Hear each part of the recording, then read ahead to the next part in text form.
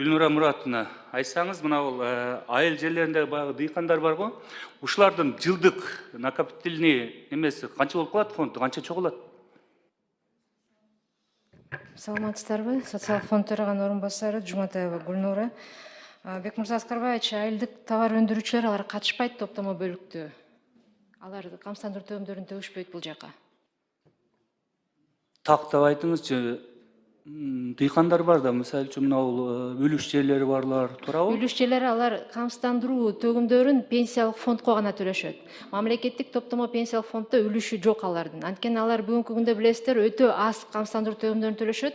А топтомо бөлүк бул баягы юридикалык жак түзүп жалданган жарандар 27-25, жок дегенде 12,25 төлөгөндөрдүн да гана үлүшү бар да.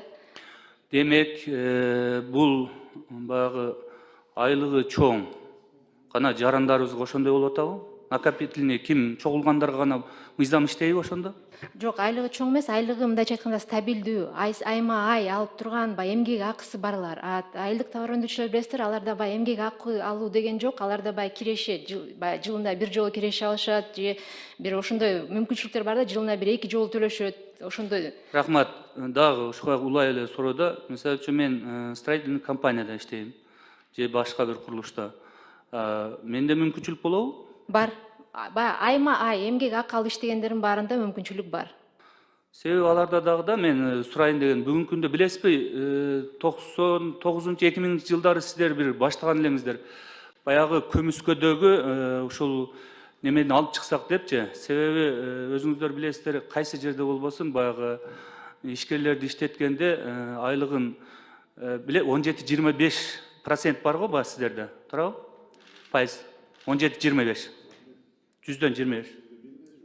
Ошону төлөгөндөн качып, бизден да мисалы үчүн ошо иштеткен ишкерлерибиз көбүнчө эгер 100 адам иштесе, ошонун бир 25-ине гана кылып, 75 адамды көмүскөдө калып кеткен да, калып кеткен учурлар болгон, туурабы? Августтан бери, былтыркы жылдын 24-жылдын августунан бери ошондуктан баягы чакан жана орто бизнес ошол көмүскөдөн чыгуу үчүн 12,25 чейин түшүрүлгөн тариф. Ошондо иш берүүчү 17,25-тен 2,25 чейин. Демек, бүгүнкү күндө ошо ишкерлер 17-25 эмес, баягы зарплатадан сырткары 2 же болбосо канча 12% гана төлөп береби? Баягы этот соцфондко сиздерге. Ошондойбу? Ооба, кызматкердин өзү 10% төлөйт, анан иш берүүчүсү 2,25. Бул баягы ошол бир чакан жана орто бизнестеги эмелерге да иш. Строй компанияларгачы? Ошо Тиешеси барбы? Тиешеси бар. Демек, 17-25 эмес, 2,25 болуп калат экен да ошондо, туурабы? 10% эми подоход менен 10% сиздердики бар, бул бар нерсе. Андан сырткары 17,25 бар эле да. Ошону 2%, значит 15%-ин жокко чыгарып, көмүскөдөн чыгарыш үчүн 2,25-ин гана кошупсуздар да, ошондой болуп атат. Ооба. Анда рахмат. Мен негизинен ушуну тактайын дедим эле. Демек, ал иш кетип атыптыр, Канча болуп калды бунун уже бул ишти жылдырганыңыздарга? Былтыркы жылдын августунан бери. Азыр бул боюнча маалыматы барбы?